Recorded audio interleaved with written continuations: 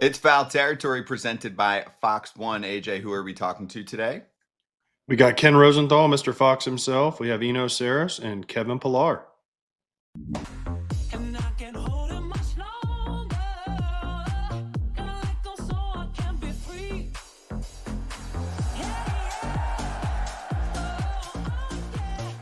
We got a lot to do today. A lot to do. AJ doing a great job. Love listening to the Tigers-Mariners series going on right now, and we're going to dive into that one coming up in just a moment. But before that, the annual rest versus rust discussion. I don't want to spend more than 30 seconds on it, but based on what Milwaukee and Toronto alone did, are we cool to say who effing cares? Does it matter? Because the teams that got rest won some games, and the teams that got rest lost some games. So does it really matter? I've been banging on this drum forever. I don't think it matters, but that's just me. Teams handle it differently, and yeah, but it matters to the Red Sox. It matters to any of the teams that got bounced in the last round, right? Because but I'm talking about the team still playing. I'm talking about the team still playing, Scott. Those teams that are home, they're home. They don't care about the rest. They got lots of rest now. But I want to get rid of the narrative that it's like, oh, you can't hit coming off that, right? Like the Brewers and the Blue Jays, they can hit. You're right. And the Dodgers had a chance to win that game and didn't. Sorry, Kratz. And also, listen, the Mariners ran into no hitting, except for Cal and Julio. Their layoff didn't seem to hurt them at all. They seem to be doing just fine. Cal and Julio are swinging it all right. And Polanco went deep off scuba last night twice, and he had a week off. So, listen, if you lose, you cry about the rest. And if you win, nobody cares. So just win, baby, as Al Davis would say. That's right. And also, you meant Phillies had a chance to win versus the Dodgers, right? Sorry. Yes, I got you. Just sorry. Red eye last night, Scott, gets you. That red eye from Seattle to Detroit, it'll get you. You're in prime form. All right, Kratz, rest versus rust, last word. It's going to be 50-50 forever. Who really cares? My biggest thing, go ask the Red Sox if they wanted rest. Go ask all the teams that played in the first round. Everybody wants rest because there's half those teams every year go home. So you never want to play in that wild card round. Boom. Exactly. All right. So it's Monday. We're back. We're recapping the weekend, and we're also doing post-game shows this week. So we'll lay out the schedule for this evening. There are 2 games tonight, and we will be on after the second game. That's Milwaukee and Chicago. There you go. Cubs and Brewers, 9 o'clock East Coast time, 8 o'clock Central out there. And we'll talk about that one. Plus, we'll do our recap of the prior game as well, the Dodgers and the Phillies. So you'll get thoughts from us tonight. And then, of course, we'll keep recapping tomorrow. But let's charge. Charging the mound. 1-1 Tigers and Mariners. Let's start there. That's the most recent game since our show, right? Because that was Sunday night. And that's AJ along with Adam Wainwright and Adam Amin, all calling the game on Fox. AJ, thoughts on the 1-1 series heading to Detroit here? Well, Detroit had a chance to really take a stranglehold with Skubal pitching last night. And the Mariners, listen, Luis Castillo did an amazing job. These have been 2 awesome games. If you haven't watched these 2 games, now granted, if you like offense, you're not going to see a lot of that. But if you like pitching and some clutch hitting and a lot of strategy, these are the games for you, because there is like, who should they bring in? When should they take the starter out? Who should they pinch hit for? Should they bunt? Should they run? What should they do? And the game on Saturday went extra innings, and the Tigers won 3-2, and with a clutch hit from Zach McKinstry after a leadoff walk and a wild pitch. And then last night, Polanco with the 2 homers off Skubal. Spencer Torkelson with a huge base hit, and we can debate pitch calling all day long, Kratzy, as you know. And then all of a sudden, the Cal and Julio shows up, back-to-back doubles of Kyle Finnegan, a guy who has now pitched in 4 or 5 days. And the Mariners beat the Tigers 3-2. And if you didn't see the guy crying in the stands that we showed on Fox, it was incredible. The guy in a bananas hat, because it was the first win for the Mariners in Seattle since 2001. 2001 since they won a home playoff game. And the Seahawks had just lost late in the game, so they were already all riled up. They're facing Skubal, and then they win 3-2. There was a lot of emotions in Seattle, and the crowd there has been awesome. So I hope Detroit matches that crowd. I saw a bunch of people online saying these are boring games because there's not a lot of offense. Why would I want to even watch this series? This is the reason These games are so close, it hinges on one pitch. It hinges on your pitch selection. It hinges on the fact that you know how to get a guy out, because both these offenses are kind of struggling, minus Julio and Cal. But every pitch could change the trajectory of both these teams' seasons. I think the Mariners are the better team. I think the Tigers had their chance, and I think it swung back in the favor of the Mariners. Oh, wait, except the Mariners now have to go, as AJ says, east of Spokane. So we'll see how they play. I think they still have the advantage, but they're out of their friendly confines, and I have no idea why that guy was crying.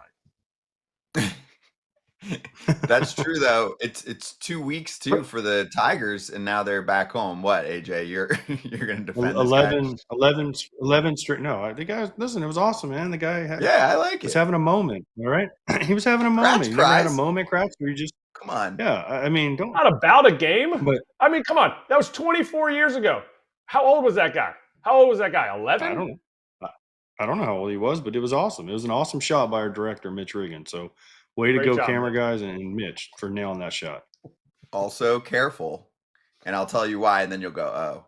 What if, for example, there's someone close and he lost them and he's thinking they would be loving this moment right now? Just throwing those kind of ideas out there, because that's what happens so often with other teams that hadn't, say, won a World Series in forever, and you have emotions and tears, and often they're connected to lifetime memory, experience, family, friends, situations. Just throwing that out there.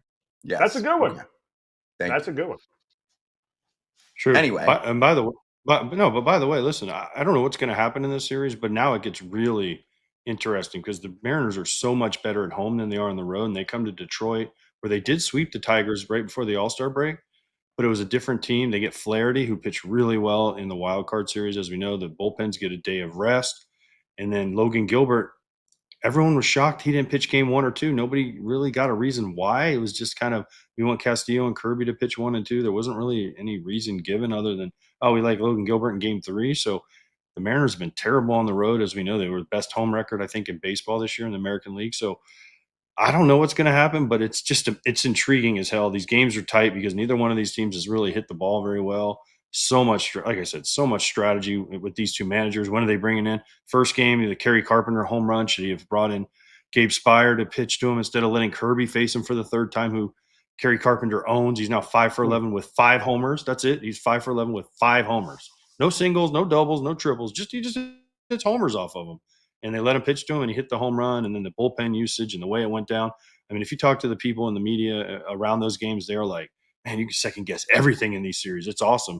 And it has been. It's been awesome. Yeah, it's not the 13-7 or whatever the Yankees Blue Jays game was yesterday, but at least they've been close games, and there's a lot to talk about. What about Brian Wu not being involved here for this series, the pectoral inflammation? Since our last show is when we learned that he's officially not part of this series. To me, it makes game 3 even more critical for the Mariners. Is Bryce Miller rumored to be? Yes. He's scheduled to start in game 4. Now, how long will he go? It all depends on game 3, I think. But these managers are riding their bullpens hard, other than Skubal. Like the ultimate, we talk about X factors. The ultimate wild card is Skubal, because Hinch knows that he can get 7 innings like he did last night. And listen, people that say, oh, Skubal didn't pitch well, he went 7 innings, gave up 2 solo homers, punched out, I think, 9, in 7 innings, 1 walk. That's usually pretty good. That's usually really good against a team that won their division at home, that's been way better at home. So Skubal pitched really well. He made 2 mistakes other than that. And then Finnegan came in and gave it the 2 doubles. But, man, I mean, listen, I don't know what we're going to get out of Logan Gilbert, but it's going to be fascinating to watch. And then Bryce Miller, when he starts, he might go, one time through maybe, and then they're going to run to their bullpen, which has been great. So we'll see how it goes. But Jack Flaherty tomorrow, and then Casey Mize. I mean, if you look on paper, you're like, man, I think maybe the Tigers have a little bit of an advantage because they're at home, but you could have said that about game 2, and the Tigers lost a Skubal game with a chance to really put their foot on the Mariners' throat and put them away maybe, but they didn't do it. Yeah, that makes this one pretty tough to predict right now. Kratz, you've got a team that struggles away from home, and they're down basically their best starter this year, right? I mean, Brian Wu was their best starting pitcher, and he was durable and going deep into games for them. Yeah. it's a massive loss for this team, whether it's in the division series or the next round. It is going to burn them because they had a big 3.5-ish. I guess you could put Castillo in there. He looked really good in game 2, but man, you're so much more dangerous if you're the Mariners if you have a guy who's a legit number 1 for the entire 2025 season in your rotation. I mean, you would think Logan Gilbert's a legit number 1 too. He just hasn't been this year. To me, if AJ's right and it's going to be down to the bullpens, Mariners have the advantage. I get it. The Mariners have gotten, their bullpen got cooked last night because Castillo went 4 1/3 or 4 2/3, but the Tigers have been using their bullpen. But this is where the wild card and the layoff comes into play. The Tigers have been playing. Their bullpen has been pitching every single day. And to me, it's going to catch up to them somewhere. And if it becomes two teams that are playing bullpen games, I think it's advantage Mariners. And just want to shout out the other historic part here. Yeah, I mean, Seattle hadn't even won a postseason game at home like we talked about at the top there. So that's special. I think Julio Rodriguez being the big, long-term money guy for them, showing up big with some clutch knocks in the first 2 games is huge. So some shout outs there. And then one other thing I started to mention, AJ, the Tigers, I looked up, they hadn't been home in 2 weeks. I don't know how much that matters. Yeah, 11 games. That's a long time. They're probably happy they get to change underwear. It was pretty funny. Hinch yesterday in his office, and we were like, "Oh, you get to go home." And they didn't actually take the red eye home. They spent the night and are flying. I think they get home maybe 4 or 5 o'clock this afternoon. So the Mariners took the red eye and got here early this morning, and the Tigers chose to spend another night on the road. If I was on those Tigers teams, I would have been like, "Get me the heck home so I can sleep in my own bed. I don't want to sleep in another hotel." But they chose to do it the way they do it. Teams have all these sleep schedules and all that stuff, and oh man, it's fascinating how this is going to go. Does Gabe Spire have to face Kerry Carpenter now in those kind of moments? Like if you're mid-game and you're thinking about it and it's a 1 or 2 run game and there's too much pressure, you have to just bring him in as the kryptonite? Him and Caleb Ferguson have to face that pocket of Riley Green and Kerry Carpenter. Okay.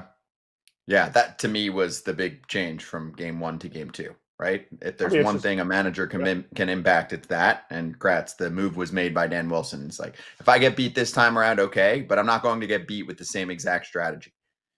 Because you may not ever get to another at bat. Like I get it. You might want to try to get by him. And Kerry Carpenter's shown that, I get it. He caught him that time, but until he can beat Spire or Ferguson, can't let it happen. That's where you got to go to. So you're going to live and die on that hill. Mm-hmm. One more quick shout out, because I don't remember if we really said his name much yet, but Zach McKinstry's had an awesome year and had the clutch knock in game 1. Otherwise, who knows? Maybe the Mariners do get themselves a little walk-off action and it's 2-0 heading to Detroit. Zach McKinstry had a great first half. Don't look at his second half numbers because they are no bueno. He had a great first half. He did not have a good second half. I'm sorry. But you could say that about a lot of these Tigers also. And by the way, we're going to talk Tigers territory. Cody, who's on Tigers territory, walked right by me, blew me off. I had to call him out on it in the Tigers clubhouse. I was like, "Oh, you don't say hi? You're fired." Wow.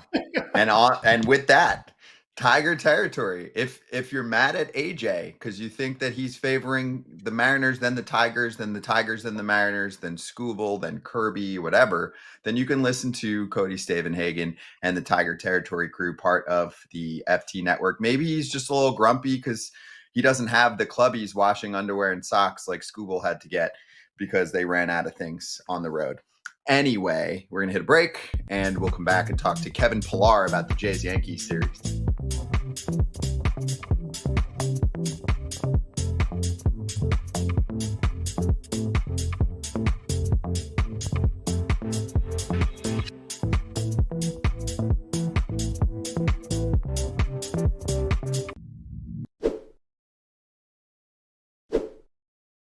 This episode and our playoff coverage for the next few weeks is all presented by Fox One. Shout out to them and the new app and streaming service where you can get yourself a 7-day free trial at fox1.com. So for example, if you're like, I don't have anything else, but I want to watch the playoffs, then you can watch AJ and Adam do their game, and then eventually, obviously, the CS and the World Series as well.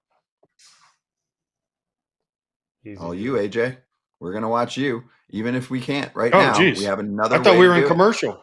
I was like, what? We are. I didn't realize this was live. I know. Sorry. We Hey, are. This is the commercial. yes. So Tune into this Fox is- 1. You get MLB, obviously, in the playoffs because Fox rules the MLB playoffs. I think you get Big Noon, which is their big college football show. I don't know if you can get the NFL on there, but Yeah, if you do, get it's games. even better. Oh, well then, Yeah. heck, how do you not have Fox 1? I have Fox 1. I watch it all the time.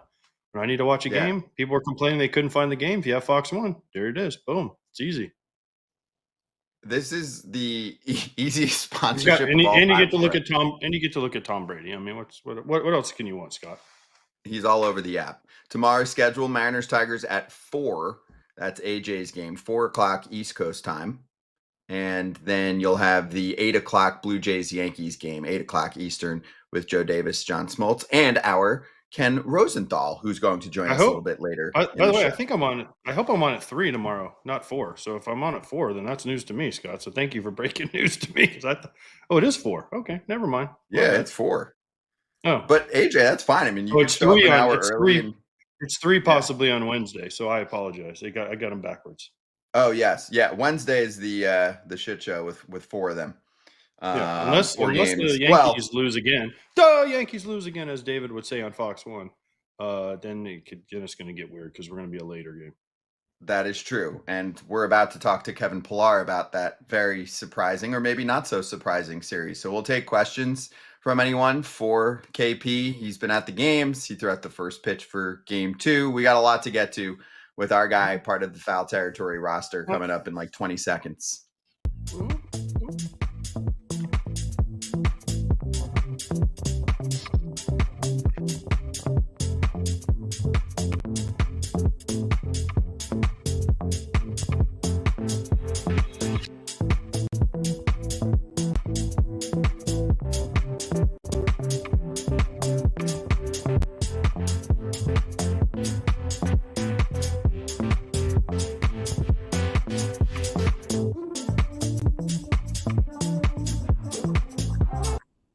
Blue Jays great Kevin Pillar joining us right now on FT, and you'll see him on some FT stuff coming soon.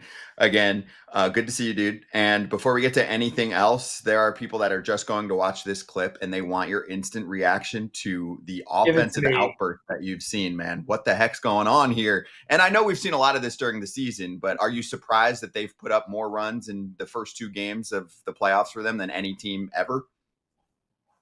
I mean, yeah, surprised, a little bit surprised, but the atmosphere. I mean, it's hard to not be extra motivated playing in Toronto. I mean, I can't even describe the scene on game 1, the scene on game 2, but they came out swinging it. You know, they're trying to make a statement, and they made a statement.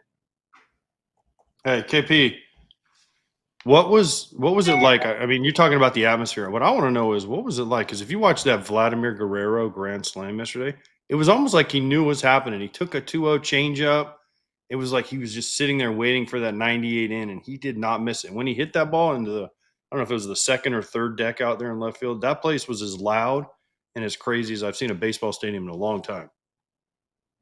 Yeah, I mean, it's probably the second loudest I've ever heard it, aside from Jose Batista's, bat flip game. But it was very similar. I mean, it was like this crazy buildup. It was so loud. He took the pitch, it was really loud. And then there's this moment where it just gets really silent right as the pitch is coming in. You hear the sound of the bat, and then it just explodes. And then it went on forever and ever and ever. And it was one of the best scenes that I'd seen in baseball in a long time. That and, what they did for Trey Savage when he came out of the dugout. Both curtain calls were just electric. I mean, the decibel levels were, into the 110s. It was just insane. And, from first pitch, there was a little moment there when they got up a little bit, and it turned into a little bit of a party there. You could tell people were able to exhale and just kind of enjoy the game a little bit. Blue Jays did a great job of just trying to get some guys in the game that, maybe hadn't pitched in the in the playoffs yet, trying to keep guys fresh in the bullpen. The Yankees did a good job of getting a little bit of momentum maybe for game tomorrow, but ultimately it was just a dominating 2 days performance by the Blue Jays.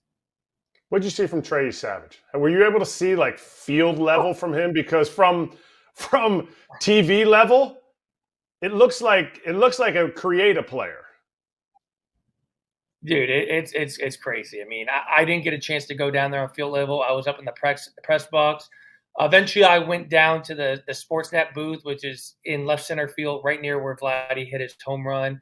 They have some better TV set up there, but I needed to watch it from like a fan's perspective at home because I just couldn't make sense of how awful the swings were on all of his pitches. I've never seen a pitching performance like that, especially from a 22-year-old kid with 3 starts. And the bigger story going into it was what he had said going into that start is he was built for this moment.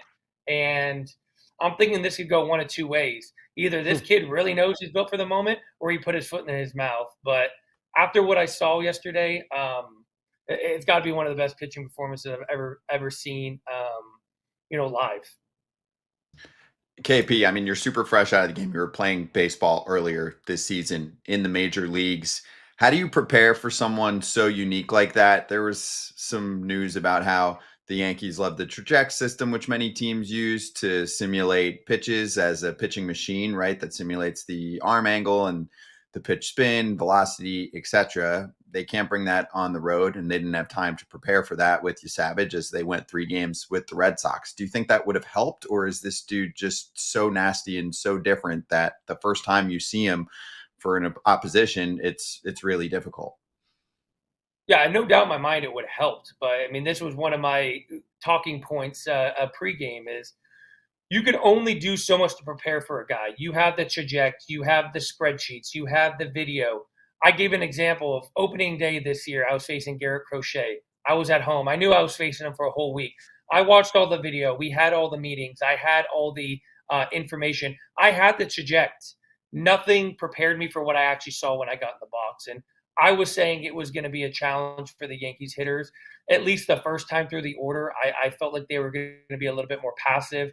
They needed to actually pick up that funky arm action. They needed to see some pitches off of him, try to pick up that release point. They could have had anything and everything. I don't think anything was going to prepare them for what they got yesterday. KP, we're talking about Trey Savage. So different. I said it's kind of like remember Josh Colmenter? I don't know if you played against him or faced him. We kind of threw like but he threw 85. This guy throws 95 plus with a nasty split. Colmenter was like, kind of the high fastball before it was cool and he had a little changeup. But this dude is legit 95 plus with that split finger. I don't know that I've ever seen anybody, and I don't care what machine you have, until you actually step in the box and see it. You saw the Yankees. They had no answer for, especially his split finger. It's probably the best split finger I've seen a guy throw in a long, long time. Yeah, I mean, as you know, I'm recently out of the game. You're not that far removed. I mean, stuff is stuff. Everyone has great stuff. It's like what really separates guys at this level. You're splitting hairs. When you do get a guy with the uniqueness of Trey Savage, the uniqueness of like a Garrett Crochet, that's what makes him super elite. And obviously this kid has the intangibles too. He has the confidence. He has the belief in himself. He was able to kind of control his heartbeat. There was a big conversation, locally here about when John Schneider came out and announced him as the Game 2 starter. And, there were some people kind of, second questioning that. He's 22 years old. Is he built for this moment? 3 major league starts. And from a player's perspective, I kept trying to remind people they're not putting him in there because of his stuff. They know the type of human being. They know the type of competitor. There's a reason they brought him up earlier in this year. It was for this moment. They knew who they were getting when they drafted him, that he was built for moments like this, and he went out and proved it yesterday. The amount of runs that have been scored, I get it, 2 teams that score a lot of runs, but seeing some of the balls that were flying out, Ernie Clement front-footing, one-handing a ball. Do you feel like the ball is traveling different? And if they have to come back to Toronto and the roof is closed, does that change it? Or is it just the playoff adrenaline that's making some of these balls go out? And the conspiracy theorists say the balls are a little bit different too. But the roof being opening was definitely a big factor. It was a conversation. It was something that, the weather couldn't be any better here. So thankfully that they opened it up. But there was a back and forth between Major League Baseball and the Toronto Blue Jays, kind of begging them for it to be open because the weather was so nice. But if you would have asked anyone who that potentially would have favored, people would have said the Yankees. That's a team that's kind of reliant on the home run a little bit more, slug a little bit more than the Blue Jays. But yeah, I mean, the joke was with the Ernie Clement home run. I was like, if you only had to hit it 93 or 94, maybe I could have played a little bit longer to get one out. But it's the Blue Jays offense. Just, I mean, I'm almost at a loss for words. I think what the hitting coaches has, and that's kind of, I think, the X factor kind of behind the closed doors. I haven't yet to have that conversation with him. I ran into him in the hallways, but I really kind of want to know, like, the culture's completely changed here. Guys have bought into kind of playing old school baseball, like being tough outs, being okay. I think we always talk about trying to be so perfect in the batter's box, and it's so difficult to be perfect. I think what they've done a good job is, here are your strengths. If you're going to chase in the area of those strengths. Don't chase somewhere where you're not going to be able to, like, handle the ball or do some damage. But every guy that goes up to the plate has a very distinct plan of passing it to the next guy, making it harder on the pitcher to get you out. And some mistakes were made. As you continue to just wear out pitchers, mistakes are made. And the Blue Jays did a really good job of getting guys on base and making it really tough to pitch around. Those top four guys in their lineup are the ones that really slug in their lineup. Kind of like AJ mentioned, that at bat goes completely different if there's a base open and you're facing Vladdy there. But he got into a 2-0 count. He took that 2-0 changeup, and he was looking for one pitch, and he got that pitch and didn't miss it. KP, hold up. Did Kratz just say that the Blue Jays are juicing the ball somehow, or the Major League Baseball changed the balls? No. I think no, not you. I said Kratz. I think Kratz just accused the Blue Jays of not using the humidor, or I don't know, maybe using corked bats. I'm not sure. Kratz, is that what you said? Because I swear you said, like, if you could hit a ball 92 or whatever it was that Clement hit, you could still play. I said I would still be playing if I could get away with 93 and hit a home run. But you guys all played in the postseason, like adrenaline. Adrenaline too, though. Adrenaline's a crazy thing, like, but talking about that play too, where the margins in those games are so fine in the playoffs, and like the difference in Ernie Clement, like having the ability to, feel like he can get the ball in the air to any part of the ballpark, was really Aaron Judge kind of misplaying that ball down the line. Instead of it being a double, it's a triple. Those little, things that happen in playoff games, ultimately change, like, the outcomes of games. You get that runner at second base, maybe a guy like Ernie Clement's asked to kind of bunt there or have a good team at bat and move the ball the other way. The fact that there was a runner at third base there, he could be ultra aggressive on that curveball, and just knowing he had to get the ball up in the air. That wasn't a swing where he was trying to hit a home run. He just did a really good job of staying through the baseball, getting the ball in the air, spun it the right way, and got rewarded with hitting a home run. But maybe that's more about the roof being open and, the wind blowing a little bit. But just 1 through 9, they're just such a tough at bat. By the way, I tell you where the balls aren't juiced, and maybe they need to close the roof, is in Seattle. I don't know if you saw the games out here, but the first game, I think it was J.P. Crawford hit one like 114 with 28-degree launch angle, and the outfielder caught it, not even on the warning track. So I don't know if it's a marine layer. Maybe they need to close the roof in Seattle because the ball ain't going nowhere in Seattle. Yeah, it was a big discussion too, like earlier when I was playing in Texas, that early on, historically, that played as a hitter's ballpark. But guys were complaining about the same stuff. Guys are good at understanding, like, exit velocity and trajectory, launch angle.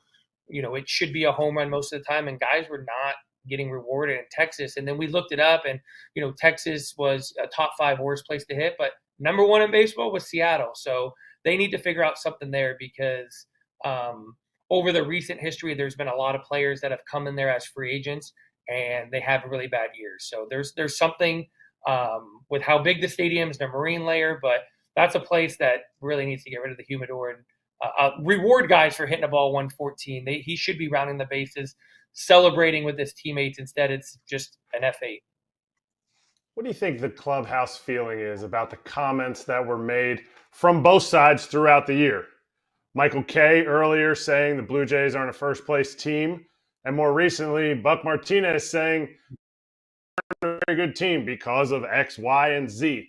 What do you think the clubhouse feeling is on that? Because Aaron Boone commented on it, so it's clearly being heard.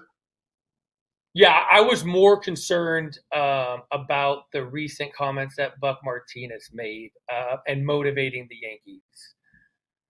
Thinking back to the year I was with Atlanta and we won that big game 2, and things had come out about Orlando Arcia, kind of poking fun at Bryce Harper. It got blown up. It wasn't that big of a deal, but it became bulletin board material. And the player Bryce Harper was, and then the player he was after, being that little extra motivated, was really the biggest difference in the series. And I was very concerned for the Blue Jays and the Yankees using that as extra motivation. I think the other way around, I think the stuff that Michael Kay had said was, so far removed that, you could use it as motivation a little bit, but it wasn't, today's news.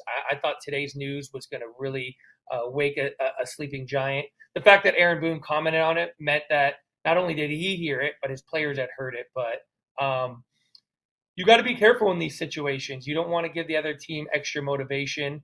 But on that note, this is where I was kind of thinking last night with everything that happened.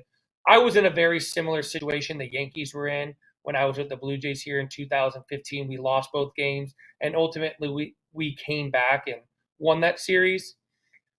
I'm thinking how the media is playing a factor in this. When I was with Toronto, still the sense from the media was not that it was over by any means, but there was still kind of this motivational. They left this window open for us a little bit.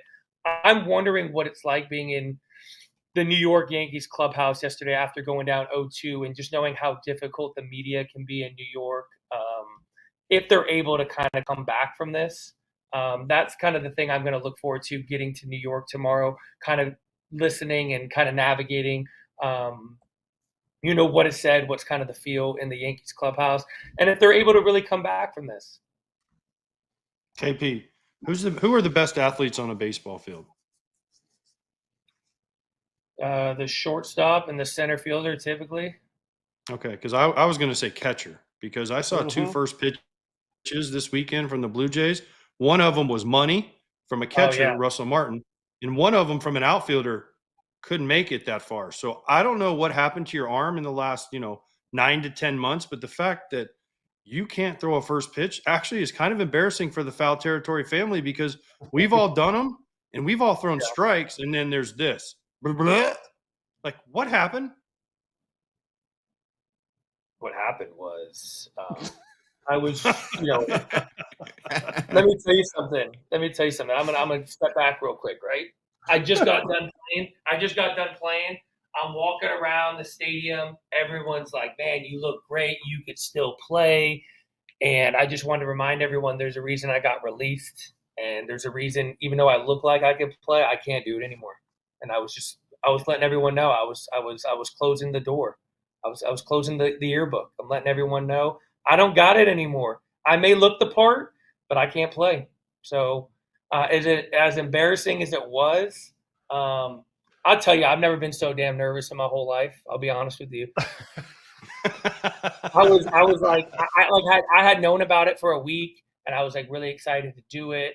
I did the show. I watched Russ do it, and honestly, I was a little bit pissed that Russ just fired one in there like he had been playing his whole damn life, like he had never stopped playing, right? And then I'm down in there. They do this whole thing. I walk out, and it was a top 10 moment of my life going out there. But I get on the mound. My legs are shaking. The baseball feels like a balloon. Like it's got no weight to it. And I'm like, if maybe I can just float it in there. But damn, yeah, it was a little embarrassing. I'm not gonna lie. I mean, it's all about how you start your day. And you clearly showed us just now, if you want to have success, you're not starting your day off well. Make your bed one time. We're not on the MLB network here. This is foul territory. Get your bed in order as soon as you wake up. It looks trash. That is trash. And then you would have thrown a first pitch strike. All right, rookie? Hey, did you also, when you threw out your first pitch, were you in full tux, full suit attire? I was going to say, it looked like a European cut on your tux, because that was tight. It was tight. The joke I kept telling everyone is, I never got my signing day. I never got draft day. So like wearing the suit with the jersey over is like, yeah, I finally made it. I finally made it. That's what it looks like. But yeah, that thing was tight. I'm not gonna lie. Are those joggers? That's a tailored suit, my friend. Wow. So embarrassed. KP, So one day we'll 2025 tailored suit. Okay. KP, That one looks day good. we'll have a talk about suits on the air, and we'll discuss. Hey, I them. do have a question. Hey, I have a question for you. And obviously, we're in much different positions in terms of media, but I can't go. I can't find it within myself to go inside the clubhouse. How long did that take you to kind of feel? And your responsibility is a little bit different than mine, but you know, I feel like I can't cross that line yet. How long does it take you to feel like you should go in there? You know, you feel comfortable going in there?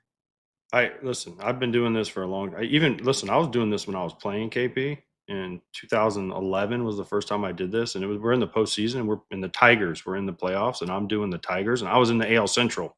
I'm going in there having meetings with Jim Leland, who manages the Tigers, and I'm playing against him 19 times a year, and he's giving me secrets. And I look at him, I go, hey, Humperdink's his nickname. I'm like, hey, Hump, you know that I still play, right? And he goes, yeah, you're too stupid to remember anything I say anyway, so don't worry about it, right? and then I walk in there, and I'm Justin Verlander, Miggy Cabrera, all these guys who I just played 20 times a year before, and they're looking at me. And to this day, I tell people this all the time, it's still awkward as hell for me to walk in the clubhouse. Not because I don't know the guys, because of Foul Territory, I'm very fortunate. I get to know a lot of these guys, and they know me from Foul Territory and from Fox. But it's still awkward. Like I'm like, all right, I'm in here and I have to do it, but I also am like, can we get out of here? I just need to talk to one person. It's like I want to just get out. I want to get out because I know it's. I mean, I'm also like so close removed that like I know a lot of these guys. Like I played with a lot of these guys, and my big thing is, one, I don't really have to be in there for what I'm doing. It would be like nice just for me to kind of like learn some stuff as I maybe continue to progress in this industry. But I also don't want someone to feel obligated to like come over and say hi, because if I was in their position and I was still playing and there was someone part of the media that was right out of the game that I knew, you kind of feel obligated to at least go say hi, see how they're doing and stuff, you know. So I part of me wants to kind of just go into the Yankee side because I've never been in there, and I kind of just maybe want to get kind of a feel for what it looks like and what it kind of feels like to kind of help me with what I'm supposed to be kind of reporting on. But it's been hard for me to kind of cross that line. Listen, yesterday, I'll use this. I told this on the air yesterday. Scooble was pitching, and obviously I know Scooble. We've had him on the show. I've talked to him a million times. He's great. Well, he's pitching yesterday. I'm in the Tigers clubhouse, and he's walking right at me. And I try to go up to guys and say hi. Just say hi, good luck, have a great show. You know, Bo, great game, Bo. Scooble walks up to me, and he's, you know, and I'm like, some guys starting pitchers are so like, I can't talk to you. So he walks up to me and just smiles and goes, hey, and sticks out his fist and gives me a fist bump. And I'm like, hey, have a great game. And then I was like, because I don't want to, starting pitchers don't want to lock their eyes. So some guys make it easy, some guys don't, but just be yourself, man. Like, enjoy it and go in the Yankees clubhouse because it's kind of cool, actually. And the Kratz will tell you it's cool. Kratz, is it worth seeing? It's worth seeing. It's one of the best ones for sure. They did it very pro style. You'll see. Yeah, that might be the easier start of like a place that I didn't play. I know guys there, but like it's still kind of personal, like going into like the Blue Jays clubhouse. I know a lot of the staff. The players, obviously a lot of turnover, but maybe that would be a good place to start tomorrow. Yeah, it can be scary, but yeah, once you jump in there, at least make take yourself a peek. Comfortable. Yeah, make yourself comfortable. Sit on the couch. Sit on the couch. Do not sit on the couch. Yeah. Do not sit on the couch. Walk in. The paper up. Hey, would you advise like the best way? Walk in and just go straight to the refrigerator, pull out like a Gatorade or a water, and then go sit in judge's chair. Sit in judge's chair.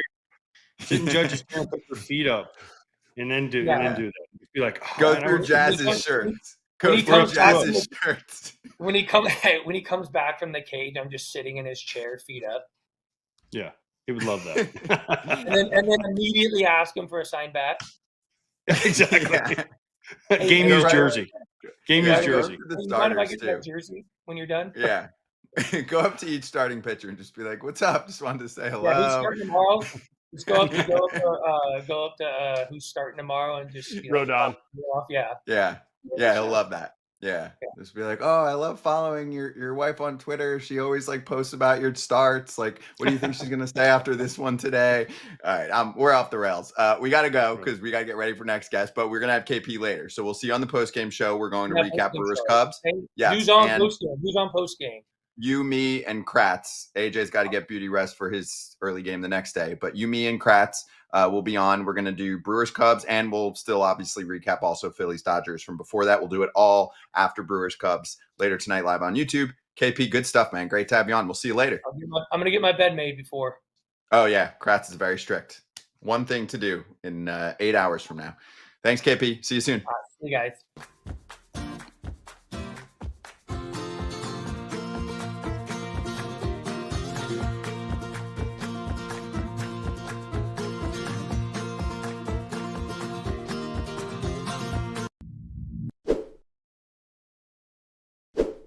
FT fam, let's talk about Superpower. Erik Kratz is a proud Superpower customer, and he's going to give us more of the personal experience. But I'll just start it with this. You ever go to the doctor and the doc's just like, oh, drink more water? Are you looking for more data, more of a game plan? Superpower does that for you. They give you the experience that athletes get with teams. The lab results came back for me. Now it streamlines everything that I kind of had an idea of, but now it really lets me focus on the things that I'm deficient in, the things that I have good lab test results from, and I could go in that direction I want to go. Nutritional guidance, supplement suggestions, you name it. There's so much more info to check out at superpower.com. And you can lock in the special $199 price while it lasts after you sign up. They're going to ask you how you heard about them. Mention FT to support the show. Your biology decoded, your blueprint activated with Superpower. Hey, there's a manager search going on. There's many of them, actually. So Kurt Suzuki interviewed for the Giants opening, a catcher being interviewed by catcher Buster Posey. 41 years old, 16 seasons in the bigs, currently a special assistant to the GM with the Angels. Nick Hundley is in the mix for the Giants opening job. No guarantees, but the Rangers executive and former catcher with the Giants, this according to John Heyman. The last one was according to Robert Murray. But anyway, this former Giants catcher, well-respected, and Buster Posey's backup in 2017 and 2018. Well, AJ, it sounds like Buster Posey is interested in hiring a catcher. Yeah. I mean, Kratz is available. Kratz was a catcher. Kratz played for the Giants. Didn't he play with Buster Posey? Why didn't Kratz? Kratz, why didn't you get in an interview, man? Come on, put your name in that ring. You want to do that? Who said I didn't? Who said I don't like traffic in San Francisco? Who said I don't like a 45-minute commute 3 miles away? You don't have to. You can do a boat you did and live across the street. You can just walk. You don't even need to commute. You don't even need a car. I know Buster. Take the train. I know Buster likes Nick. I know Buster liked Nick a lot because I came to San Fran in 19, and I think it was something that Buster and Farhan didn't quite agree because Nick didn't have the receiving numbers like they really wanted, and so that's why they brought me in to fill in for a little bit until Voter got healthy. But so I know he really liked Nick as a person. Do you think that's the pick? I think they're going to interview a lot of people, like every organization should. They should interview as many people that have different, like interviewing somebody from the Angels, interviewing somebody from the Rangers. Why don't we go ahead and interview, somebody from the Cubs? Let's get the whole spectrum. Someone from foul territory. Erik Kratz, give you an interview.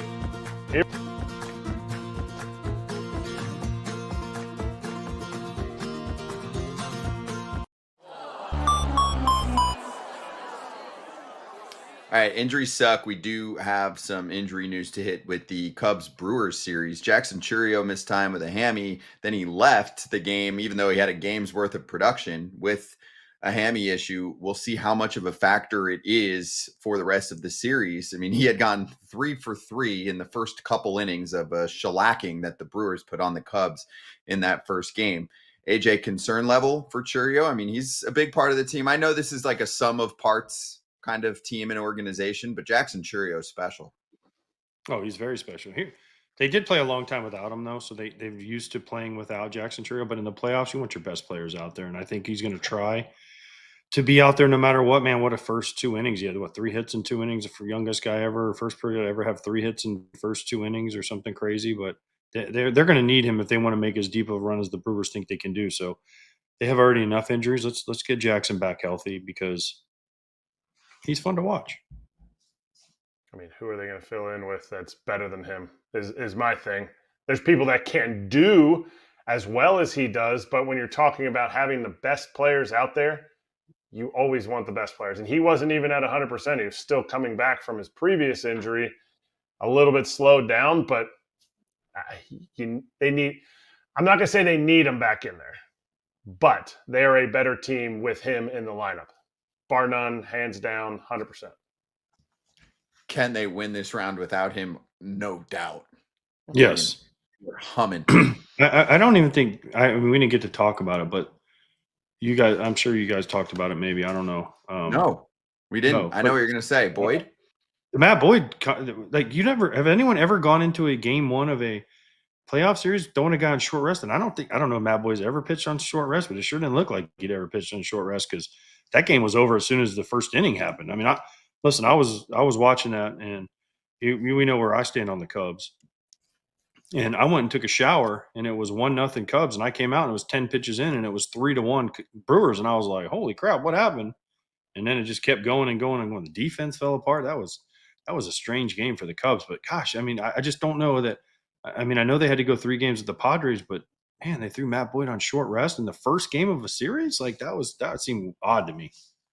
And Matt Boyd, was an incredible signing for them. Had a huge first half. He was an all-star. Wasn't as good in the second half, especially in his last, I want to say, like 8 starts or so. So you're looking at all of that, and you're like, is he tired? Because last year, remember, he's coming off surgery. He went like 50-something innings and 8 appearances. He goes, I think, almost 200 innings, 100, almost 180 this year, right? So add all of that up. Is that who you want to start on short rest? It has nothing to do with Matt. To me, Kratz, it had more to do with just the durability factor here for somebody who hadn't pitched like that. And yes, to answer AJ's question, 3 times in his career, all of them a long time ago, like 2015, 16, and 17, one time each of those years. So to me, it was like a risk and it completely bombed, right? That's what happened there. I mean, his stuff was not as sharp as it usually looks. They were hanging breaking pitches. Even the fastball wasn't as sharp as it usually is. Is that what you saw? Yeah. It looked like he was not crisp, and you're going to go right to the short rest. And I've been in these meetings with Craig Counsell. Down the stretch, end of the season, our best pitcher was Jhoulys Chacín. I mean, nobody's going to say, 2018, the Brewers rode the back of Jhoulys Chacín. No, we kept asking him to throw on short rest. And the pitcher is always in that moment going to say, yes, I can go. I have never been a part of a meeting where a pitcher goes, I don't know, man. Like, I'm not going to have it. So if you're a manager, your organization, and you go to that guy and say, can you give it to us? Can you give us game 1? Because then we'll have you back in game 5 too if we need you. Like, you're our best shot even at 80%. Pitcher's always going to be like 100%. This means the world to me. I want it. And it didn't work out for him. No, 58 pitches in that other start. And also, I think he warmed up in the pen for game 3. So it's not like he hadn't worked at all. But anyway, they got into this on North Side territory. Sadev Sharma and Patrick Mooney broke it down, and then they've got the rest of the series covered for you. We're doing the post-game show after the Brewers and the Cubs. And then one quick shout-out on our way out. Aaron Savali ate up a lot of work. And it's funny, he didn't want to be a reliever with the Brewers. Now he's a reliever against the Brewers in the playoffs and might have saved the bullpen for a big stretch here coming up. So anyway, we'll come back with Eno Sarris, and we'll talk more pitching.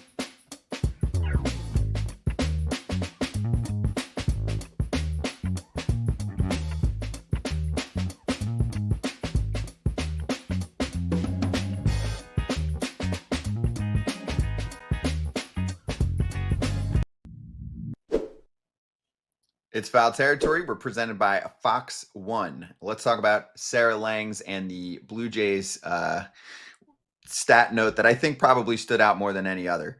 8 home runs so far. They are severely outslugging the Yankees. 7 strikeouts in their first 2 games. So they're doing both. And AJ, the only time this has happened, more homers than strikeouts in the first 2 games of a postseason, 2005 White Sox. 6 homers, 4 Ks in 2 games.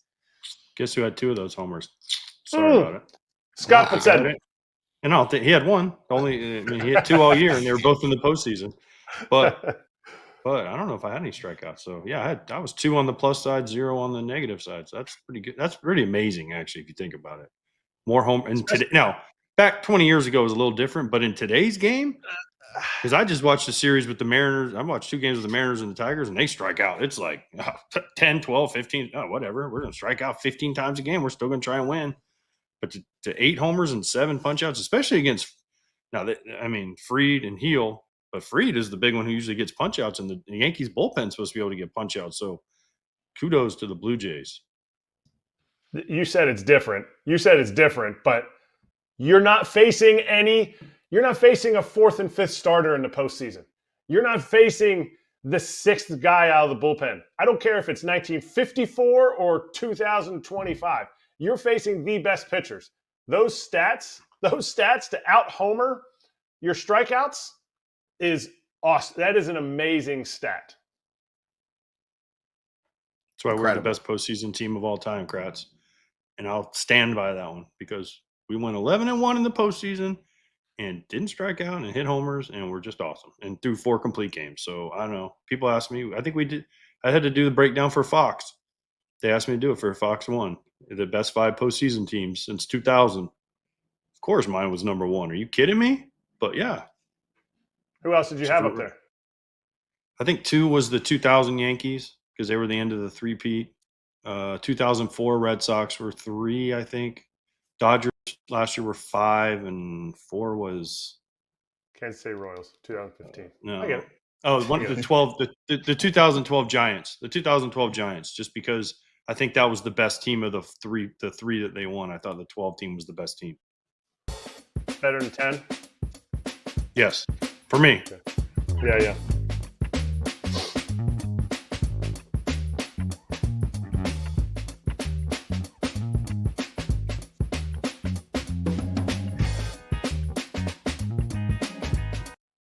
Eno Sarris, a senior writer for The Athletic, back on Foul Territory with us, pitching aficionado, analytics, stuff plus, the whole deal. Also listen to him on Rates and Barrels. Really appreciate the time again. It's great to see you. And there's 2 key articles I want to hit with you. So I'm actually going to start with one put together by some of your colleagues on pitch tipping and how much paranoia there is and how there are a lot of MLB players really speaking publicly, I think more than ever this year about it. So where do you stand on where we're at as a sport with pitch tipping taking over as a way to get an edge? I mean, we've seen it the traditional way this year with Jesus Luzardo kind of showing inside his glove and having to figure out how to hold his glove, tighter to his body and have to make that adjustment. I mean, that's totally above board. We've played baseball that way forever. If you can see into the glove and you can give a sign from second base, then that's part of the game. Where I think that this piece goes and talks about what's uniquely challenging about the modern game is we have all these technological ways to spot tips now. And so you can run a player's biomechanics through the machine, and the machine can point out, oh, his elbow here or this or that, and kind of highlight places where their delivery is different for different pitches. Then you can take that back to the hitters meeting and say, can we see this? Is this actionable? The machines say this and this and this. Then you can even take it to the Traject machine, which is this, new wave pitching machine that really shows you the pitcher's delivery and kind of gives you kind of a hologram almost of the pitcher's delivery. And you can actually start to take the tips to the pitching machine and practice them. So now you can, before the game, the hitting group can say, hey, we think his elbow does this on sliders. Can you see it? We'll throw it on the traject. Oh yeah, I can see it. I can see it. And this is why Cody Bellinger says sometimes I can't even unsee it once they tell me what the tip is. So, this is part of the old school game coming together with the new school tools to make it really difficult. But kind of came to a point with Matt Strahm on the mound, kind of showing into his glove, and Andy Pages, sticking his arm out. But after the game, Andy Pages says, well, I wasn't giving pitch type. I think what he was giving was pitch location because he made that movement on 2 different pitch types, as Strahm pointed out on social media, but both pitches were inside. So I think he was tipping location. The catcher was tipping location by setting up early, and Pages was relaying that. I think that's less. I defer. I want to defer to the hitters here on the panel, but I would throw this to you guys. It's less useful maybe to have location because pitchers miss their location. It doesn't give you pitch type. How do you feel about pitch tipping location, and would you want to know that if you were a hitter at the plate? Location is the key because I can take a guess on what's coming depending on who's out there. Yeah. if a guy gives me in and I'm facing a lefty, I ain't getting a slider in and I ain't getting a breaking ball in. I'm getting a fastball or changeup. 90% of the time for most lefties, it's going to be a fastball in, right? So, yeah. Or even if I'm facing a righty and they give me away, they're not usually throwing a slider or something outside. They're usually trying to back foot it to me. You got to know yourself a little bit. So yeah, location to me, the pitch type is fine and it helps you, but you don't know where they're throwing it. But if you can get a guy to tell you where to look, that's a huge advantage. Yeah, I mean, I agree, but especially with the idea that like, oh, this is probably hard. So that's probably what Teoscar thought process was. It's inside. It's probably hard. It's a 1-0 count. I'm gonna gear up for the fastball. But the flip side of this in this moment in particular was that Strom didn't execute. The pitch wasn't good. So it wasn't even where it didn't even hit the target. So, but it probably helped Teoscar to some degree to kind of, go think ahead and be like, this is probably a fastball that's coming. I got to ask you this because social media blows up. There's people from right field saying, oh, see, he's got this. He's got this sign. See, and he's taking his phone camera all the way from right field and seeing like, oh, see how obvious it is? How much do you feel like as somebody, and I'm not saying this in any way defaming you didn't play, that when you see something as demonstrative as this or this, do you feel like it is actually them having the sign, or do you feel like teams are now playing the cat and mouse game like, look at us. Patrick Bailey admitted that earlier in this season, that's in the piece from Andy McCullough, he admitted that he was just doing it to mess with the pitcher. And now the pitcher's like, what do they got on me? Oh my gosh, I'm in my head. And so, there's definitely some of that. And, I do try to defer to people who play. That's why I mentioned when the machines kind of kick something out, if I was part of that, hitting group that said, hey, the machines say he does this with his elbow or something, I would bring it to the hitters, not like this is a tip and you guys have to act on. I'd be like, can you see this? Is this something that's useful to you? And ask them and give them the opportunity to decide for themselves rather than sort of tell them. I remember there was a tip that somebody discovered on social media that they were very sure about. It was a Padres pitcher. And I forget what the tip. Oh, it was a Pivetta or something. It was something about like his mouth before he threw sliders. And this person was very sure of it because he'd shown that in these couple of days that like, he was doing this weird thing with his mouth before sliders. But then I was like, okay, let me just look at a random game and use this idea. And I couldn't replicate it in a random game. So maybe one day he was doing this weird thing with his mouth, but that doesn't mean he does it every time. So yeah, I think that the social media aspect is interesting. I mean, it's really exploded on social media. It's like kind of the John Boyification to some extent, where like everyone's like, "Oh, I've got this figured out." He blows a bubble before he throws every slider. Sometimes it's true and sometimes it's not.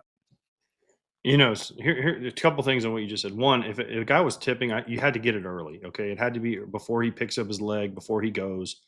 Yes, you can get tips off mouth. There was a bunch of guys that tipped. Johan Santana tipped with his mouth for a while, so he started chewing gum. He would do different things. So, yes, that was a real thing. Tyler Clipper did that with his mouth. I hit a homer off him one time because he would go on fastball, stick his tongue out on changeup. But you could see it. It was early, right? So those things matter. My question is okay, Patrick Bailey. I know this, and I'm not the old guy on my lawn, get off my lawn guy at all. I love the new age way to play. Well, why doesn't anybody go out there? And we've had this conversation on here before. Like Kratz will tell you, if there was a guy we even thought was given anything, catcher would walk out to the mound. You'd act like you're picking up the rosin bag or talking to your pitcher. And you're not even talking to your pitcher. You're talking to the guy at second base. And you say, hey, look, I don't know if you're giving anything or not, but if you move on the next pitch, the guy at the plate is going to get one. Okay. And the easiest way to do is you go out to your pitcher and you say, all right, I'm going to call slider.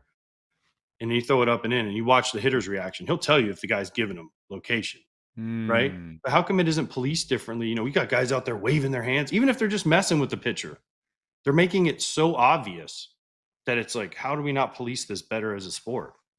Yeah, I think that came up with Jazz a little bit. Jazz was showing off a tip against the Braves, and he kind of was like flapping his arms at second base, and you know, the Braves coaching staff let him have it, and it became an issue after the game. And so, to some extent, I think, you know, that was some policing without having to hit Jazz. You're at least kind of making Jazz answer questions after the game and kind of pointing out that he looked silly out there, you know, flapping his arms around and stuff. But maybe, you know, Jazz hadn't planned it and he just spotted a tip on the fly and he didn't know what to do. So he just started flapping his arms, you know, like I wasn't there for, you know, the pregame meeting. I doubt they were like, Jazz, if you get a tip, flap your up arms and down like an eagle, you know, like, so I can't answer that one for you because, you know, I haven't been in those shoes, but sometimes it looks ridiculous. And, you know, with the Pajes thing,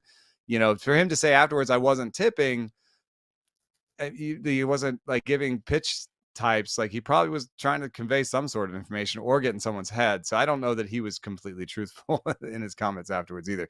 But, you know, nobody wants to give away an edge at this point in this season, especially. For sure. And every pitch matters. So if you get something for one pitch, that could be what swings a series and you go home or you stay there. Let's talk about pitches.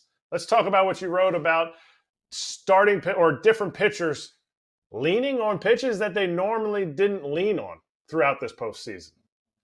Yeah, it's been pretty amazing. I looked it up. Even Shohei Ohtani in his start yesterday threw more curveballs than he had in any start ever except for one. So he basically was like, hey, you're keyed in on my splitter and my fastball. Here's the curveball. Blake Snell threw more changeups than he ever had in a start, as I pointed out.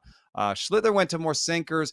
You know, there's also like they're changing over time. Schlittler was throwing more sinkers late in the season, so that might have just been he'd more comfortable with the sinker. But Nick Pivetta was going to, with two strikes, was going to the fastball almost twice as much as he did during the regular season. Skubal had a 92-mile-an-hour slider, so he went heavy on that. Matt Boyd in his first start in the wild card threw more changeups than fastballs. He didn't do that all year. And it goes, you know, hand in glove with another, you know, I love like researching baseball because so many times old school stuff like flips around and people accuse, the nerds just figured out that like having more pitch types is great. I mean, yeah, okay. But what really happened was we went through all these different ways. We're like, oh, hey, throw your best pitch most often. That's how you succeed. You know, throw your fastball and slider. Just throw those most of the time if those are your best pitches. But we've come back around now, and the newest thing in vogue is to throw lots of pitches. So pitchers have gone from throwing four pitches on average. Starting pitchers were throwing 4 pitch types on average 4 years ago. Now it's 5. And I know that's only one pitch, but that's a kind of a big deal to go for the average that much. So now the average pitcher is throwing 5 pitch types. And what you can do if you throw 5 pitch types, you come to October and you say, well, here's that one pitch that you guys didn't prepare for. And I'm going to throw the heck out of it. I'm going to throw a ton of them. And you're not going to be ready for it. So there's so much advanced scouting. There's so much thought process going into this, so many meetings. So much of this is like, what did he do last time we saw him? What do you do in September? And if you can be like, oh, here's this one thing I haven't done all year that I saved for this moment, it seems to have worked really well. And I think it's almost a troll job. Pitchers are trolling the opposite offense right now by using a pitch that they don't usually use a lot. You know, I covered Scuba last night out in Seattle, and you mentioned he wasn't throwing his changeup, but that was on purpose because the Mariners hit his changeup, so he tried to go away from it. He still got a ton of outs with it last night, and he gave up a homer on a slider, so maybe he should have gone to the changeup, but that was on purpose, right? And he still punched out 9, walked 1, and gave up like 4 hits, and obviously the 2 homers. But some of this is game planning, and some of it is, hey, what did the Mariners hit against Scuba in the past? And they tried to go away from it, but I'm going to tell you this right now. Tarik Skubal's changeup is the #1 valued pitch in all of baseball. You can't take that away. It's the best pitch in Yeah. baseball. You still got to throw it. I don't care what the scouting report says. So, yes, you might lessen it a little bit, trying to do other things. But at the end of the day, you still got to go with the pitcher's strengths. You know, that's a really interesting idea to talk about, because even when you're talking about Nick Pivetta, like flipping up his fastball usage, so part of that was on curves that move like Pivetta's. The Cubs this year slugged 750, and they saw the most pitches like that all year in terms of movement and velocity. So yeah, to some extent, he didn't want to get stuck using the curveball in any predictive way, in any predictable way, because then they would hit it well, and they'd shown that. So that was part of flipping over to the fastball. Now they've also hit the fastball well, but he didn't stop using the curveball. To your point, like it's not, he can't get through a game without using the curveball. So there is a tension between your strengths and the opponent's weaknesses. But I just found it interesting that, like, we have these advanced scouting, plans where people are like, they're going to do this and this. And now, there's being a big rise in self-scouting. So, I was first turned on to this where a pitching coach was telling me every time my pitchers face the Dodgers, it seems like they're totally ready for our pitching plan. And he's like, I think that they're just really good at self-scouting. So they say, how would I get Freddie Freeman out if I was the opposing team? And now I go to Freddie and I say, they're likely to do X, Y, and Z because I looked at your numbers and I put together a game plan on how to get you out. And so Freddie can be like, and can go to the plate anticipating how they would get him out. So this would be, okay, well, no one's advanced scouting my curveball, Shohei Ohtani. They're thinking all about the slider and the splitter and the fastball. So the curveball is a wrinkle that I can bring into this game that they probably didn't, do a lot of scouting around. All right, last quick one here.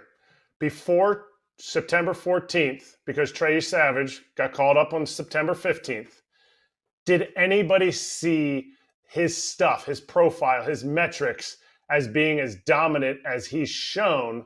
And if so, why the heck did the Jays not call him up before this? I think this fits into what we're talking about here. I think they didn't want anybody to see him. I think they didn't want, I think this was their surprise. And one of the first surprises I remember like this is Francisco Rodriguez in 2002 being added to the postseason roster and just blowing up the league, man. He had one of the best postseasons of all time, and nobody had seen him before, and it was electric, and nobody had scouting reports. They hadn't stood in against him, and it was obvious. So I think to some extent you hide your Savage. The other part is, the stuff metrics always liked him, but what's interesting about your Savage is it's so unique. He's a little bit like Jonah Tong. He's a little bit like Jeremiah Estrada. These are very over-the-top, 60-degree arm angle guys with a lot of ride on their fastball. The thing that makes the Savage different is he throws a slider with arm side movement. There are only 4 pitchers in baseball who throw arm side movement sliders like that. Dory Moretta is one of them. It's not a list of pitchers but that's the thing that separates him is, first of all, it's extremely over the top, great ride, good velo, good command on the fastball, really good splitter. And then there's just this weird slider, that's like backup slider that doesn't look like anything else. So, I think he's just really strange. It's probably really uncomfortable. Even if you went and sat in on the trajectory, I don't think that you get the full feeling of somebody that has an extreme arm angle like this. That's ballsy because you got to make the playoffs, you got to win the division, get the bye, do the whole thing. So you want a guy up to win games, but hey, now you got him. It's your secret weapon. Go for it. This was great, man. Really appreciate the time. Again, they did talk about you, Savage, on Rates and Barrels months back. That's how I found out about him. And you can dial into his articles in The Athletic, including the one that we were talking about, a lot to get to there. Thank you. We'll talk soon. Thanks for having me. All right, FT fam, we'll be right back to go to the Phillies-Dodgers series next.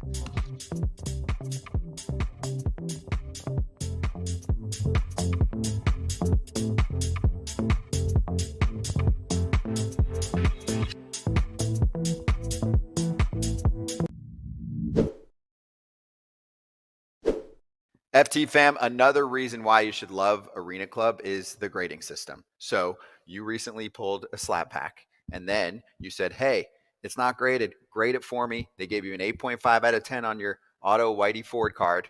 and then they show you all the details of the grading system. It's very interactive within the app, and then you're done. If you want to sell the card or you want to know what it's worth, you've got it. It's like getting taken to school on cards, and I think that's the coolest part of it. If you're young or old, you understand, hey, this is how it gets deciphered all the way through. It shows you the numbers and how they went through it. I think that's the coolest part about this whole thing, and then you can keep it traded or sell it, do whatever you want. And it's so much more efficient to do this through Arena Club. Whether you're ripping a pack, there's the slab packs, buying a card, selling a card, grading a card. It's all there for you. We talk about it all season long.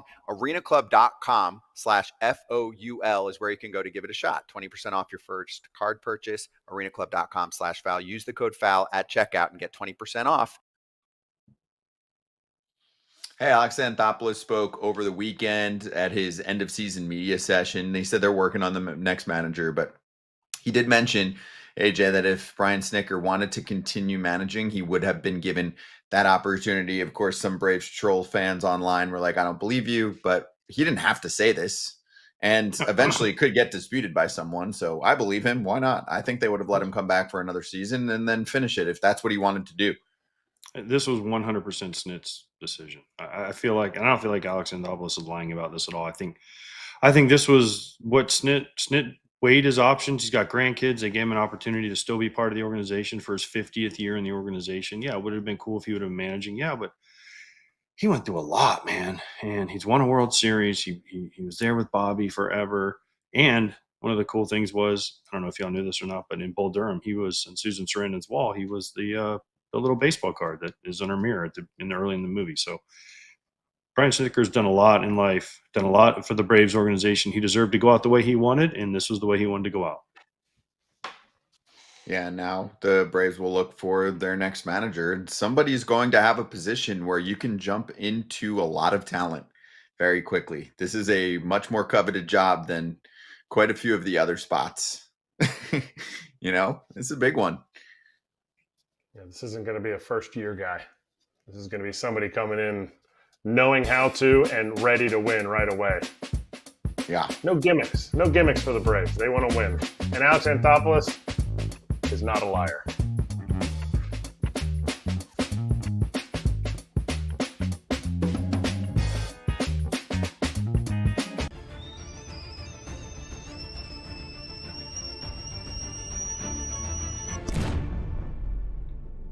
New segment alert, pressure cooker. We're talking about the Phillies-Dodgers series. So, Kratz, obviously, you're watching most of the Phillies games this year, and you see what happened in game one where the Dodgers take them down, 5 unanswered runs. I'm going to actually start here. Is the home field advantage more fun for us as a narrative and a storyline than the actual impact? They've lost 4 of their last 5 games at Citizens Bank Park. They've had other bad losses there, a couple years ago when the Diamondbacks took them down. I'm not trying to slight the Phillies in general. I'm just more slighting the home field advantage discussion that we like to talk about and that looks and sounds fun, but does it really do anything? No. Maybe there's something with a team not playing at home, like they're not as comfortable. So you're playing against a team that's not as comfortable, but it doesn't mean Citizens Bank is any more like, oh man, I'm so nervous. These fans are really, they just feel like they're really getting on me too much. I don't know if I'm going to be able to hit. I've never met a player that's said, I'm not going to be able to catch the ball in the outfield if I can't. If the Citizens Bank fans are going to be crazy, they're crazy out there. Now I've played with guys who at home, their home team fans boo them and hate them so much that they didn't like playing at home during the regular season. But those are few and far between, softer players, but not in the play. No, I don't think it has it's more a media driven, like fun story. Yeah, I mean, AJ, you see some people the smallest home field advantage in any sport is baseball to me. It doesn't do anything. Now, I remember playing in the Metrodome in the playoffs, and it was loud as all get out, but it never really affected a game. I mean, yeah, I don't know. The white roof affected more games than the crowd noise did. So, and the turf affected more games than the crowd noise did. So, was it loud? Yeah. Was it awesome? Yeah. But at the same time, I mean, home field advantage in baseball just doesn't do it a lot for me.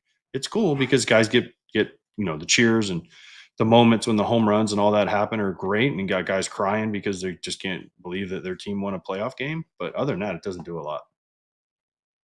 I will also say, though, that I think the fact that baseball doesn't have a neutral site for their final game of the season is the greatest part of it. Like, I would hate a neutral site for baseball championship games.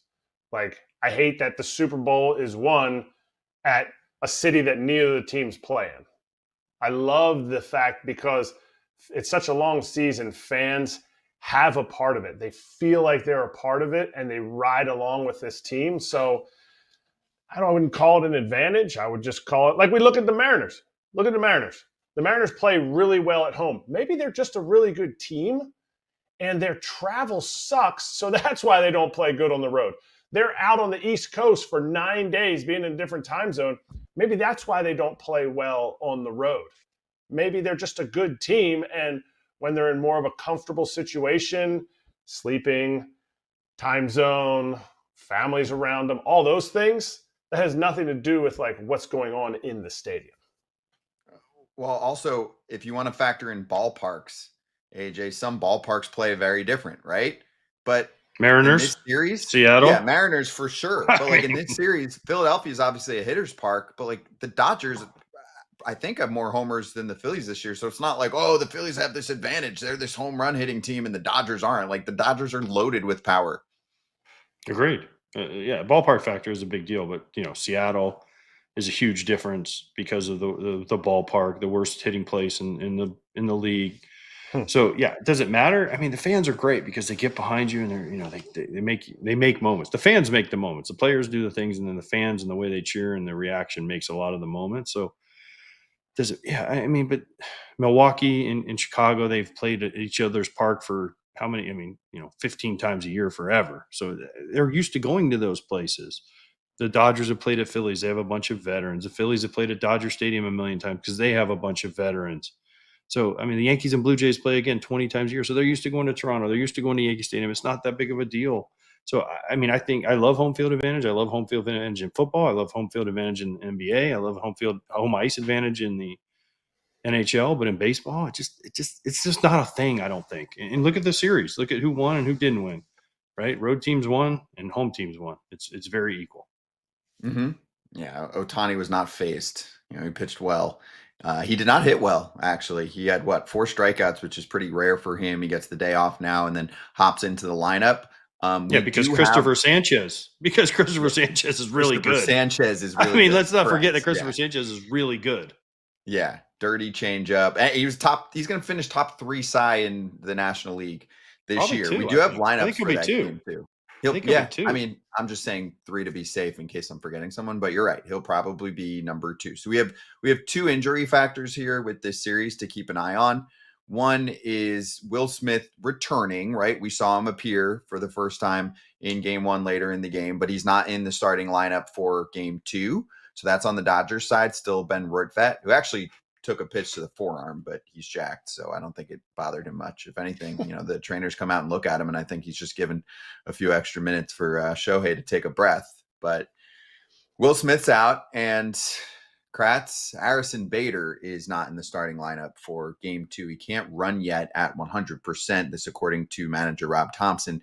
He would probably, or possibly, I should say, that was the word he used, be available to pinch hit. He's been a great pickup for them at the trade deadline. How much does this hurt? It hurts if the Phillies lose and they strike out 12 times again, just like they did the last time. Blake Snell just kept throwing that curveball to him. Nick was in the lineup that time. The lineup's essentially exactly, besides Edmundo Sosa, the last time they faced Blake Snell. So it hurts them. It hurts them because Bader was doing well. It hurts them because maybe Nick hasn't gotten a lot of at-bats. But now they have the guy who had the second most hits, had the best series last year in the playoffs, in Nick Castellanos. This team's back is up against the wall, and they're facing a dude who dominated them less than a month ago. And I don't care who's out there. Otto Kemp's hitting 9th. Nick Castellanos is essentially in the middle of the order. I think that 6-7 spot in the playoffs is the prime location for for big spots because you're not going to let the big boys hurt you. You're not going to let Schwarber, Harper, and maybe even Bohm, if he's had some success against lefties, not going to let those guys hurt you. So it's that 6, 7, 8 slot that's probably not your better hitters, but you can't let them hurt you. Or you can't let the other guys hurt you, so you're going to have to go after somebody. Yeah, and top 3 in the order is going to have to do better than 1 for 11 with 6 strikeouts. Stars got to be stars. And I know it's only one game, but stars got to be stars. Trey Turner, Kyle Schwarber, Bryce Harper. And why is Will Smith okay to catch 5 innings of a game, but not okay to start? It's a great question for Dave Roberts. Should have him on Dodgers territory or here. Like that hand to me has to hurt more because after the home run, he got hit by the pitch by Robertson, the curveball, and then the home run. He's waiting for Teoscar at home plate, and I mean he's got the big mitt thing on his right hand, and he's only high-fiving with his left hand. Maybe I'm making too much out of it because he's got the big mitt thing, but if he's okay to play. Sorry, I know Ben Roberts has called some amazing games. I mean, he has been the pitcher whisperer, or the pitchers are just really good. But Will Smith played almost half the game, I think, if not more than half the game. I'm not sure how many innings he was in there for, but so he's not good enough to start. I'm confused by that. I am too. I mean, I thought I caught a quote from him that he was almost 100%. Maybe it's then on just the game he's sore. broadcast. Yeah. Oh, you think he's sore after catching for a day and a half? I think so. I don't know. Yeah. You mean his hand is sore or like his body's sore from because he didn't play much? Maybe his body's sore. I don't know why he did. I don't know. But he he was hasn't good played enough. in about a month. He hadn't caught in about a month. Like he's been out for a minute, and then he gets thrust back into the scene here. But he's played a lot of postseason ball. I mean, you guys tell me if you don't catch it all for a month, and I don't think he had rehab games or anything like that, right? Then you just jump right back into the playoffs. Does a half game versus a game and then a day off, any of that matter? Or you're like, nah, screw it. I mean, screw it. I'm saying screw it. Because especially with the day off following it, I'm in there. I mean, I'm fighting. I think a rusty, let's put it this way. Here's a good example. AJ Pierzynski, Erik Kratz. Erik Kratz is calling great games. AJ Pierzynski hasn't played for a month. He's going to be rusty. Who do you think is a better hitter? Who do you think is going to have more impact in their 4 at-bats in a game in the playoffs? To me, it's a no-brainer. Me at 100% is still not as good as 80% of AJ Pierzynski. But AJ has very high pain tolerance. I don't know what Will has. That's honest. Can't ever judge. I know there's a pain tolerance. Yeah, I don't. Yeah. You can't judge that. Never judge that because you never know. That's what I'm saying. I don't know. So that's a thing because they mentioned it on the broadcast, even though he said he's close to 100%. Then Lauren Chahadi's talking, and you usually get information like that from the coaching staff, and she's saying pain tolerance thing for him. So then I'm like, okay, which one? Pain tolerance thing or 100%? Because those two things are a little bit different.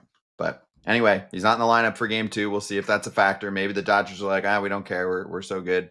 We'll just ease him back into the mix. The Dodgers are playing for the World Series, just like they were playing for October for most of the regular season. They're like, we're prepping. We're getting load management in for the World Series. I mean, they're up 1-0. They're in control. Roki Suzuki's the best closer on the planet now.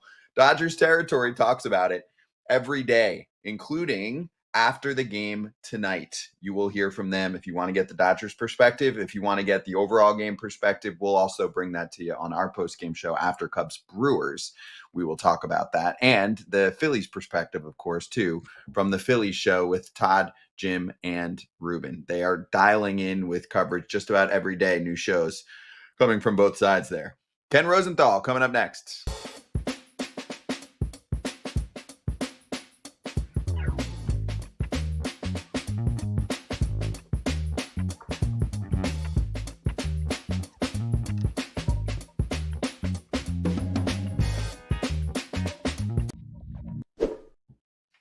FT today all month long presented by Fox One.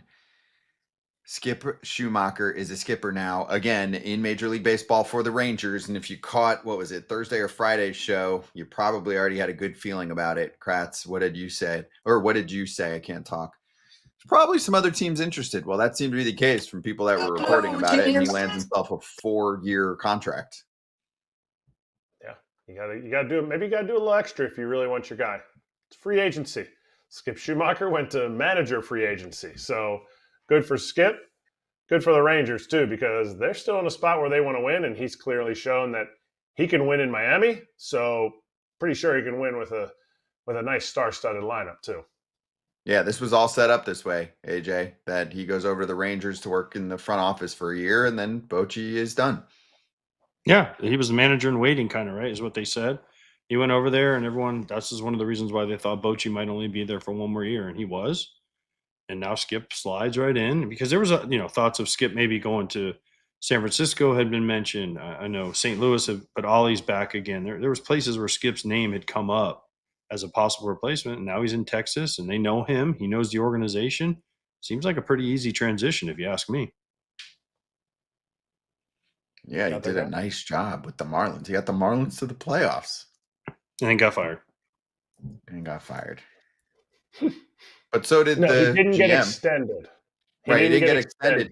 So did the GM, offer. essentially. They essentially pushed the GM at the time out the door, and Kim Ng, who built the team for 2-3 years, got him to the playoffs, and then they were like, we're basically demoting you and going to hire someone above you, so you should leave. I mean, that's basically how it went. We should ask Pillar this because can Skip Schumaker, he mentioned some things going on there. Can Skip change some of them things? The culture, the environment. Well, we just heard KP about the Blue Jays culture and environment, and he said it is a completely different world there now. I mean, coaching staff, manager, I guess they matter. That's exactly what they do. X's and O's in the games. Sorry, that's not. You hope you get them right, but when people are like, managerial decisions, really, really suspect all year. Really? Really, were they? Because you went to the 7th inning guy in the 7th inning and the 8th inning guy in the 8th inning. It's paint by numbers. It's about how you make those dudes feel by the time they get into the box, by the time they get on the mound.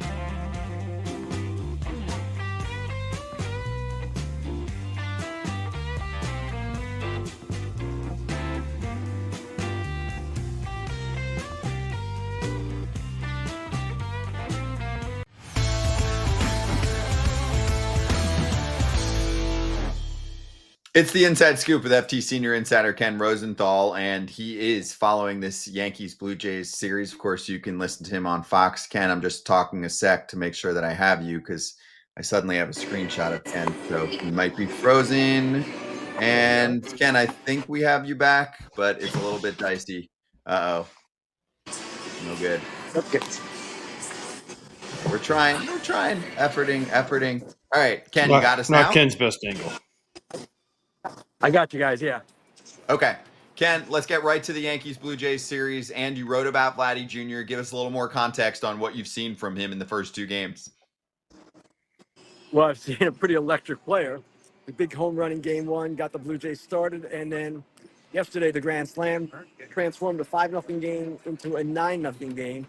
And he seems to feed off the energy of the crowd. They seem to feed off his energy.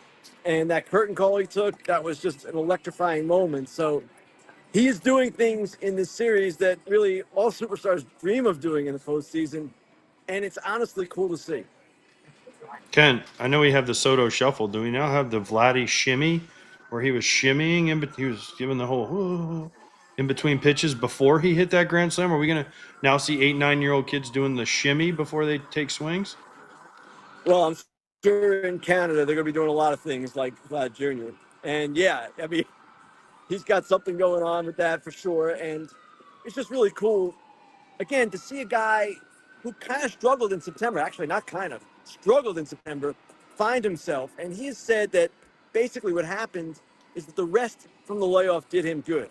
And obviously that is a huge part of any player's situation because of the difficulty of the season and the grind and everything that goes on. So for him to get that break for his body seems to have really made a difference for him. And In his case, okay, it's working, and you never know if it's going to be good or bad for a player, that 5-day layoff or so. What kind of reception do you think Vlad's going to get? Because earlier in his career, and he since stepped back when he was about to hit free agency, he said, I will never play for the Yankees until it started getting closer to his free agency. And he's like, well, the Yankees have a lot of money. Maybe I would. But what kind of ovation do you think he's going to get from Yankee fans today when they announce the starting lineup? I'm sure that he will be welcomed as all villains in Yankee Stadium are welcomed, and he'll be booed around it. And just to go over the history of that, guys, 2022-23 offseason, he gave an interview to a Dominican outlet in which, Erik, you're right, he said he'd never play for the Yankees. Then during the 23 season, he doubled down, said it was personal. And then in 24, as he was approaching what would have been his free agency, yeah, I'll play for any team. I talked to a few Blue Jays players about this. They don't want to talk on the record about it, but they say, yeah, he's got something going with them. He likes playing against the Yankees for whatever reason. Some guys just like playing against the Yankees because it's a bigger stage, and obviously you have more attention on you. I don't know that it's still personal for him. He's got the 14-year, $500 million contract. He's fine. But at the same time, his numbers against the Yankees, including this postseason, obviously, when he's 6 for 9 with 2 homers, 6 RBIs, they're pretty outrageous. Ken, let's go to another potential Toronto star. What did you see out of Trey Savage? How cool was that? And how good was he yesterday against this so-called potent Yankees lineup? I've never seen a guy throw the way he does with the action he has. So to watch him, that was amazing. I agree, AJ. And we have seen guys like him with that action. Ian Anderson was one. I'll give you a more obscure name, Josh Colmenter. These guys who went over the top. Hey, quit stealing my names, Ken. Quit stealing my names. I already said that. Okay, well, I'm sorry, AJ. But that kind of split and the fastball and the whole package with him, it was incredible. And I don't know that it's easy to impress John Smoltz, but John Smoltz was very impressed. And 11 strikeouts in 5 1/3 innings, no hits. And he, too, is feeding off the energy in Rogers Center. But really, what's amazing to me, the most amazing thing to me about Savage is this guy was making his 4th major league start. He was drafted last year. And here he is on one of the biggest stages you can pitch on in baseball. And acting like he's still pitching in East Carolina against Wake Forest and the NCAA. He had that behind him. And he's an interesting story with that because it was, as I said in the open yesterday for Fox, last year, right around June 1st, NCAA Regional, 10 days before, he had been hospitalized with a partially collapsed lung. He's pitching at home in the regional. They had lost the first game. They're in the loser's bracket. There's a lot of pressure on East Carolina. He's facing Chase Burns of Wake Forest, who would go on to be the number 2 pick in the draft, and he dealt 10 days after being hospitalized, 7 1/3 innings, 1 run, and his college coach, Cliff Godwin, told me, well, that was one of the gutsiest things he's ever seen. And then he told the Athletics' Mitch Bannon last night, that performance against Wake Forest, where Forest was gutsy, the one last night was legendary. All right, talk about another legend. You're standing in his house right now. Aaron Judge. You had mentioned it, and you even wrote about it, too. Aaron Judge is 34. As he is playing in this postseason, his numbers are very good, but as a team, they're on the brink of not playing anymore. What does this series, this game, this next game mean to his legacy in an organization that is all about winning World Series, not making the postseason? Erik, that is what I wrote about today. And it is a question that, to me, becomes more pressing if they go out. Even if they go out in the World Series, they don't win the World Series. Because he's going to be 34 next April. Now, granted, can't take anything away from him. He is still at the peak of his powers. He is not in decline. But at some point, he will decline, or at least start to decline, won't be the same player. As you get older, injuries become more frequent. All these things happen. So, as great a player as Aaron Judge is, and let's face it, he might win the 3rd MVP award in 4 years, the clock is ticking.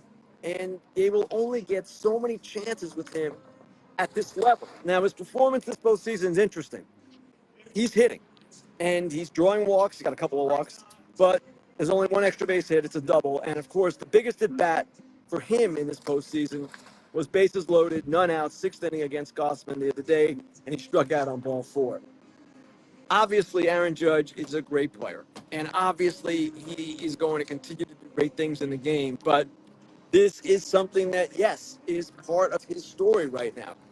His own postseason, I wouldn't say failures in this particular case, but failure to be what Vladimir Guerrero Jr. is being for the Blue Jays, and of course the Yankees not being the team that they want to be when they start every season, which is a team that wins the World Series. He hasn't had that moment yet, Ken. Right? That Yankee postseason, Derek Jeter, Bernie Williams moment where they hit the big home run or get the big hit to Posada against Pedro, that moment in 2003. Like those moments he hasn't had. He's gotten some hits, but he hasn't had the home run where everyone gives him the curtain call. That kind of, I know what you're saying. I know he's had a nice postseason, but he hasn't had moments. I want to go to what our partner in crime, David Ortiz, said about the Yankees the other day on the post game after they lost. You know, they need Pettit and Mariano and A-Rod and Jeter and all these guys to come back. Do you really think? Do you agree with him that this series is over?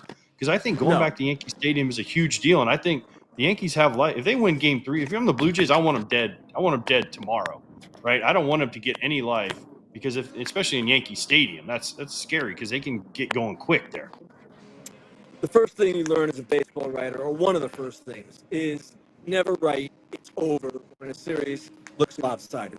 It's not over until the final out is made, and countless baseball writers have made mistakes and look stupid saying a series is over. And I know Poppy can say whatever he wants, and he's got that Yankee trolling thing going. But the fact of the matter is, Yankees win tomorrow night.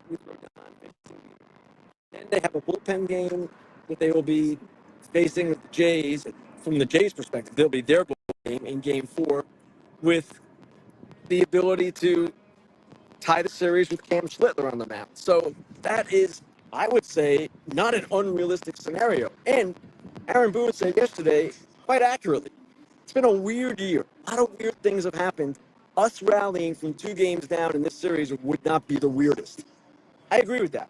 Now, if you get to a Game 5, going back to Rogers Center, then the Yankees are 1-8 in Rogers Center this season, including the playoffs. But winner-take-all scenario, the Yankees would love to be in that position right now. The pressure would be on Toronto, of course. And, again, you don't know what's going to happen. It would be Gossman and Fried. You would expect Fried would be better. I'm getting ahead of myself, I know, but I'm trying to paint a picture for how the Yankees can come back, and it's not that unrealistic or crazy a picture. All right, well, looking ahead, if the Blue Jays can finish it out in the next 3 games, Bo Bichette's health, where does that stand in what you've been hearing? And are they concerned that maybe even in an ALCS, Bo Bichette's not back? In my opinion, they have to be concerned. And it's not so much what I'm hearing, but what I'm seeing being by their dugout. He is not walking like a guy who is fully healthy. He's got a bit of a limp. And to my knowledge, he has not begun running yet. So it doesn't seem to me that he's all that close. Now, the ALCS starts on Sunday. It's only Monday today, so there's time, plenty of time, actually, before that would begin. But at the same time, what I'm seeing, it doesn't look like a guy who is close to returning. Now, I could be wrong, and I'm not a doctor, obviously, and I have not diagnosed him. But, again, what I'm seeing is a guy who's kind of limping around still a little bit.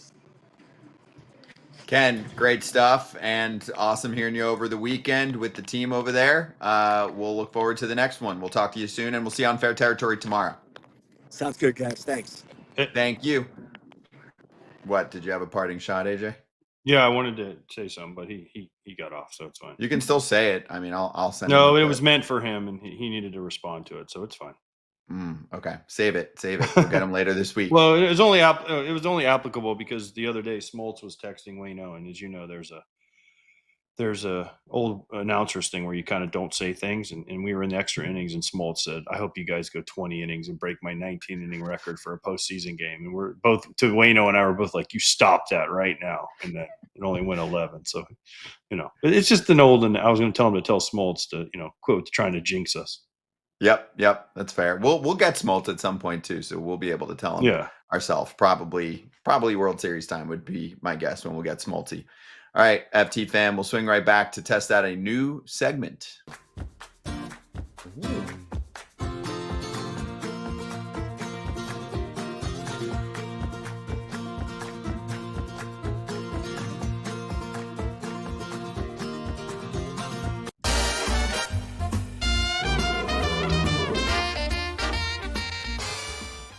Here we go, BetMGM Locks. Wow, the table's finally turned.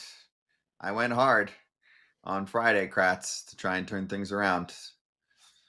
$300 for that plus 145 piece. And I went against two of our teammates, right? Well, I guess one, actually. It was Pap and me against Todd Father with our Cubs versus Brewers picks.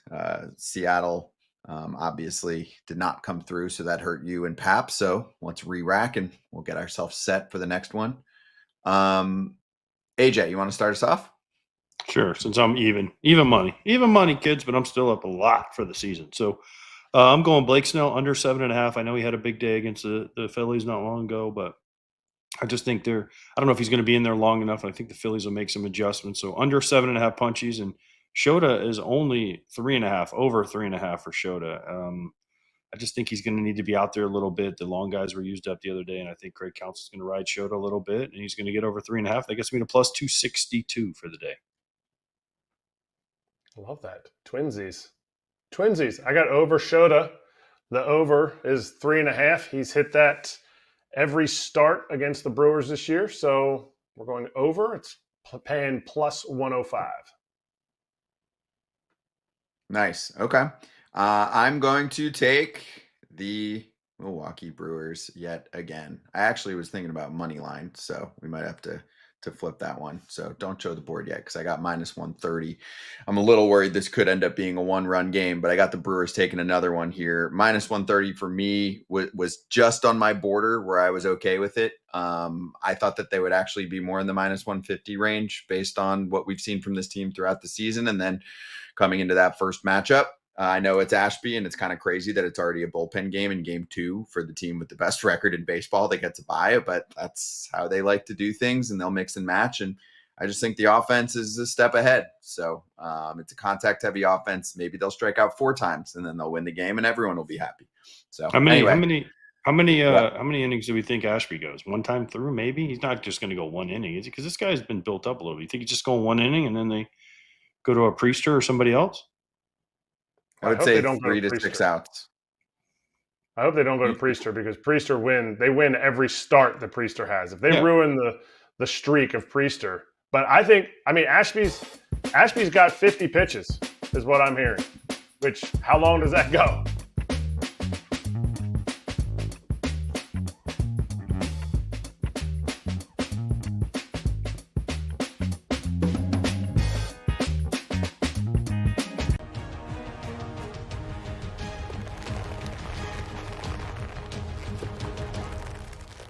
Pick your poison, brand new series on FT. So your team's not in it. Who do you root for? We're going to highlight certain franchises and talk more about the organization and the people around them and see if you're going to buy into rooting for them. We're going to start with the team that had the best record in baseball this year, and they have never put together a World Series title. The Milwaukee Brewers. AJ, why should some rogue fans switch allegiances temporarily from a team that's not in it and root for the Brewers the rest of the way? Think about this here for a second. Because they're fun as hell to watch, and the crowd is awesome, and they have the craziest manager in the game. Crazy like a fox, though. And Pat Murphy does things that are a little bit off base, but his players get them. And if you talk to him, he really knows baseball.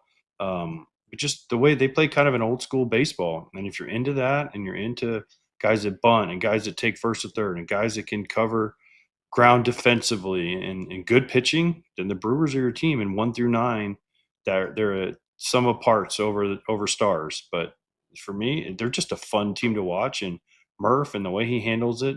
Did you guys see Murph the other day when they scored like 9 in the first 2? They showed him in the dugout, and he just had that little, I hate to say this, little crap-eating grin where he was just like, First time ever, you never see Murph smile during a game, but he just had that little grin. And then Craig Counsell was over in his dugout just stressing. So I just think they're a fun team to watch, and Murph is great. And they got some gimmicks, but they make them work. I'm going to say to follow this team because your team is not in the playoffs. Pirates, Reds, your teams are not in the playoffs right now.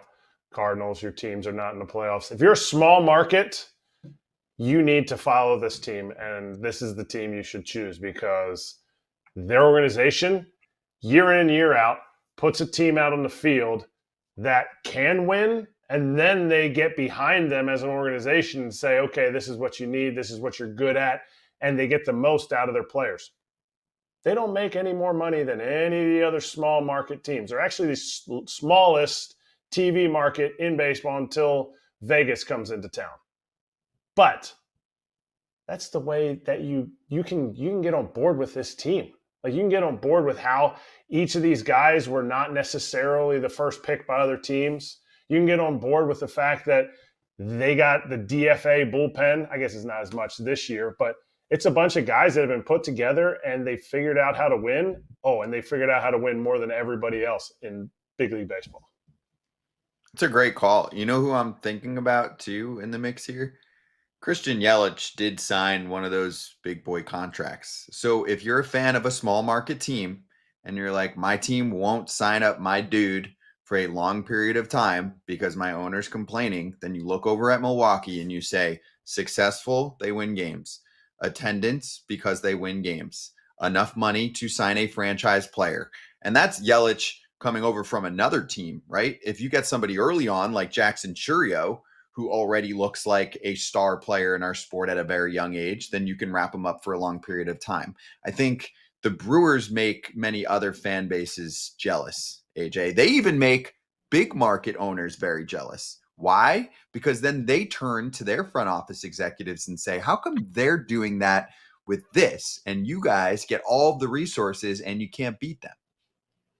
See David Stearns and the Mets at the present moment. Steve Cohen had to send out an apology letter after they didn't make the postseason. By the way, it looks like there's a lot of rims behind me, doesn't it, with all the doors? But It does.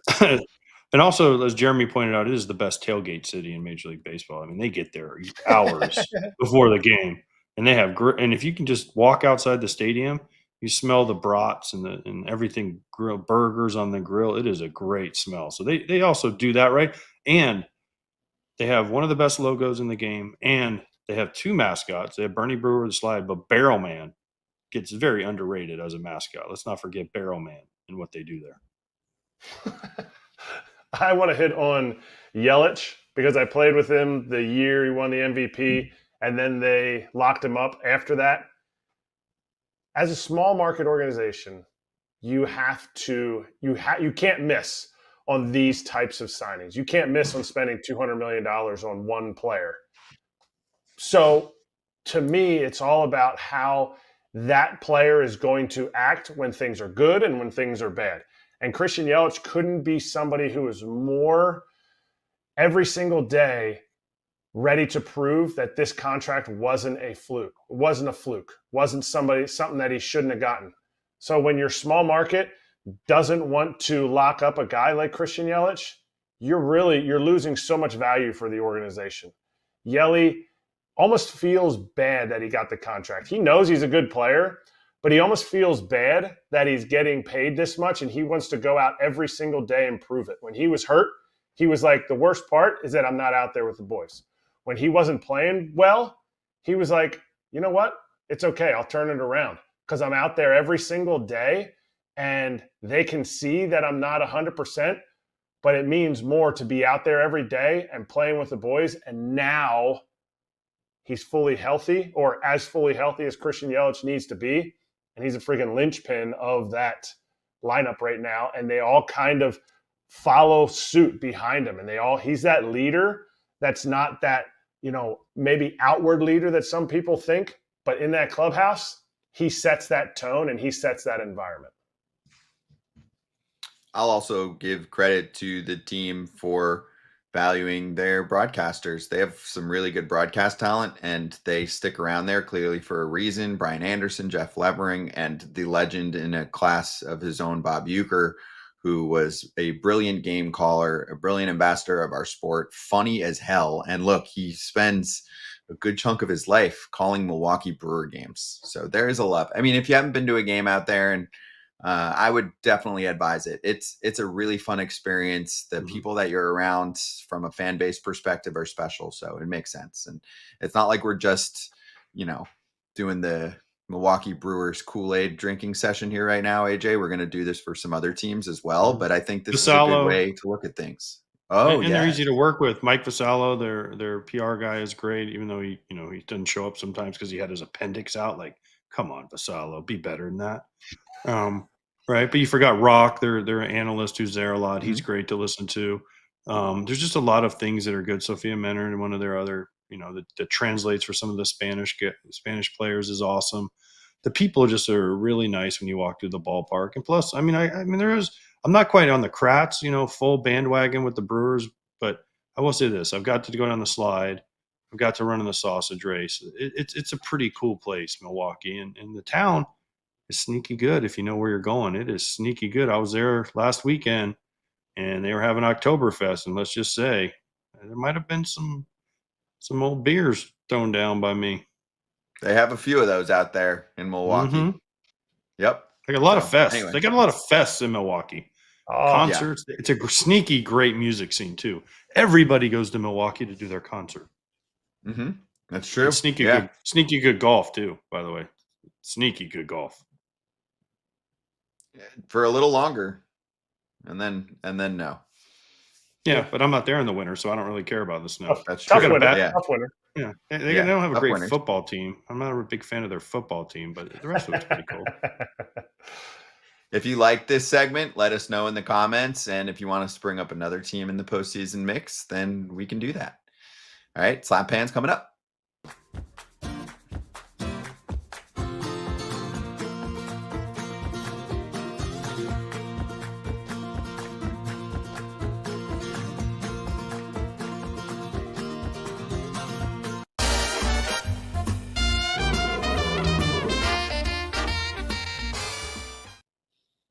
All right, your BetMGM locks of the day are in. Mine's money line, just to make sure you see that one. It's money line minus 1.5 would be for a plus money bet there, but I'm just going with the Brewers to win. You've got the other ones that we'll post later on Twitter, and we talked about on the earlier segment. Let us show updated World Series odds. Who do you think's the leader? My number one on my power rankings. It is funny. AJ at the beginning of the year, he's like, well, the Dodgers should just be number one in the power rankings all year. I mean, they won. Well, that one should say Blue Jays. It has a Blue Jays logo. Oh, it says Yankees. Yeah. There's going to be some pissed off Yankee fans. That is true. By the way, the fact that the Yankees are last is crazy to me. Even though they're down 2-0, I get it. But the fact that they are last behind all these teams is crazy. The value. We always talk about value on this list. It has to be the teams that are down that are still good teams. Because if right now you can get the Yankees at plus 1,500 and the Phillies at plus 1,000, I think there's tons of value there because those teams are still good teams. And if they come out of a tough series where they're down, maybe momentum's not a real thing, but now all of a sudden you get to a 7-game series and the better teams start to prevail. You don't have the short series like fluke type of things. Right. So pinpoint a potential comeback. And for me, I think the Phillies have a better chance of coming back. It's also 1 game down as of this show versus 2 games down. Yeah. I mean, that's just math. Mm-hmm. Yes. So anyway. And any sport parlay boost token could be yours. Score a bigger payout if you've got the BetMGM app and you're signed up with a funded account, or at betmgm.com. You use that parlay boost token, add a parlay wager made up entirely of any sport wagers to your bet slip, activate that token, and if you win with the token, you get extra winnings. Gambling problem or concern? Call 1-800-GAMBLER. Slap Hands next.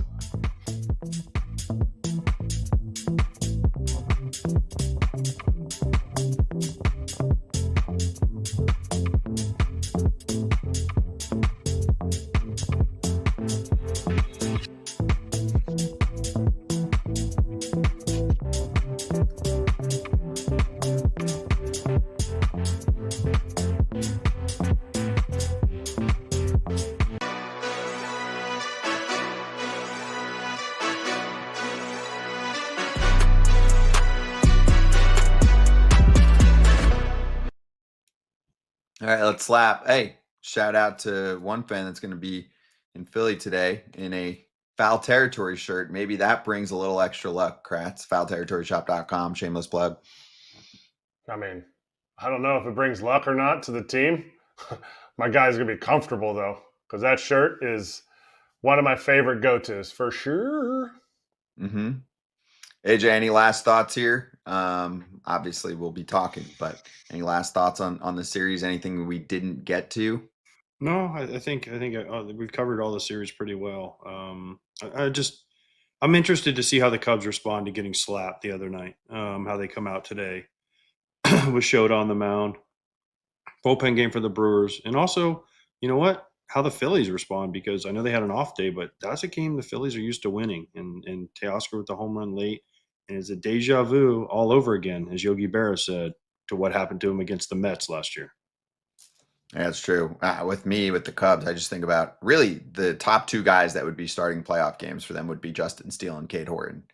To be missing both of those, everybody's missing guys right now. I get that. I'm just saying it definitely is showing a little bit when you're going with Boyd on short rest. So we'll see what happens for them the rest of the way here. And a shout out to Brett Phillips, always brought a lot of personality and flavor on the field. And he officially announced his retirement. That's the famous photo from, 2020, when he was flying around and he was an airplane. Yeah. That was a great job. COVID Can't year. wait till he comes on. I can't wait till he comes on so he can say he's a quitter and not a retirer. But we'll wait till he gets on here. Official announcement. I mean, he's retired and yet you guys aren't. It's amazing. Todd Father is hosting tomorrow. AJ's got the day game, but he'll join us with a special guest from the booth. Very nice. Mm-hmm. Jerry Harrison Jr. also scheduled to join us tomorrow. We'll talk a little Dodgers-Phillies series with him. That'll be after their game 2, and then they'll have an off day, so we'll have plenty of time to break that down. And then tonight, Cubs-Brewers post-game show live on the FT YouTube channel. And if you miss anything afterward, we'll post it on the podcast platform. But we'll also do our recap of the Phillies-Dodgers series there. So, AJ, we'll chat with you at some point tomorrow. Have a good call tomorrow with the guys. Super fun to listen to you guys on the Mariners-Tigers series. And how is it in Detroit? Is it cold? It's hot today, and it's supposed to rain and get cold tomorrow. It's like lovely. 85. It's like 85 today. Birmingham.